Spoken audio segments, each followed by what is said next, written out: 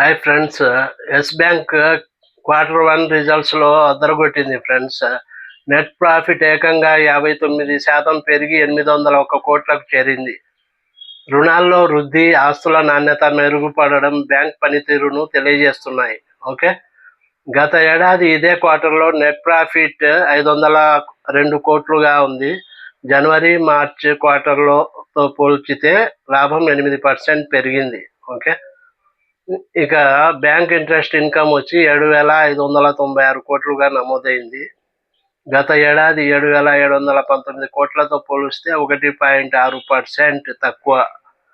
అయినా కానీ net interest income 5.7% పెరిగి 2,371 కోట్లకు చేరింది. ఓకే.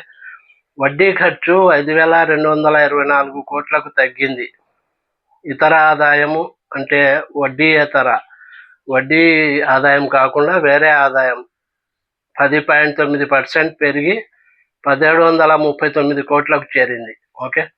నెట్ ఇంట్రెస్ట్ మార్జిన్ చూస్తే జూన్ క్వార్టర్లో నెట్ ఇంట్రెస్ట్ మార్జిన్ 2.5%గా నమోదైంది. ఇది గత ఏడాది కంటే ఎక్కువ. డిపాజిట్స్ తగ్గడము, సేవింగ్స్ అకౌంట్ ఇంట్రెస్ట్ రేట్స్ తగ్గడం వల్ల ఈ పెరుగుదల సాధ్యమైంది ఫ్రెండ్స్. ఓకే. ఆస్తుల నాణ్యత గ్రాస్ నాన్ పర్ఫార్మింగ్ అసెట్స్ 1.6%గా, నెట్ నాన్ పర్ఫార్మింగ్ అసెట్స్ 0.3%గా ఉన్నాయి. ఓకే. ఇంకా రుణాలు చూస్తే బ్యాంకు రుణాలు 5% పెరిగి 2.41 లక్షల కోట్లకు చేరాయి. కమర్షియల్ బ్యాంకింగ్ రుణాలు 19%, మైక్రో బ్యాంకింగ్ రుణాలు 11.2% పెరిగాయి. రీటైల్ రుణాలు కేవలం 0.3% పెరిగాయి. ఓకే. ఇంకా జపాన్కు చెందిన సుమిటోమో మిత్సుయి బ్యాంకింగ్ కార్పొరేషన్ ఎస్ బ్యాంక్లో 20% వాటాను ఎస్బీఐ ఇతర బ్యాంక్స్ నుంచి కొనుగోలు చేసేందుకు ఒప్పందం కుదుర్చుకుంది ప్రీవియస్గా. ఓకే. అది మీకు కానీ తెలుసు కదా. అది ఒక పాజిటివ్ బ్యాంక్ రిజల్ట్స్ పెరిగేదానికి. ఇది ఇన్వెస్టర్స్ విశ్వాసాన్ని పెంచింది. అలాగే మూడీస్, కేర్, ఇక్రాలు ఎస్ బ్యాంక్ రేటింగ్ను అప్గ్రేడ్ చేశాయి.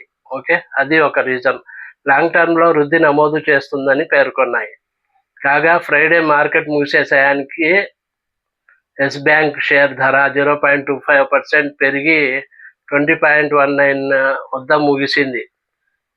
Okay. Yes Bank market capitalisation వచ్చి 63,300 కోట్లుగా ఉంది ఫ్రెండ్స్. మీకు ఈ వీడియో నచ్చితే సబ్స్క్రైబ్ చేసుకోండి, లైక్ చేయండి, కామెంట్ చేయండి, షేర్ చేయండి. Thank you.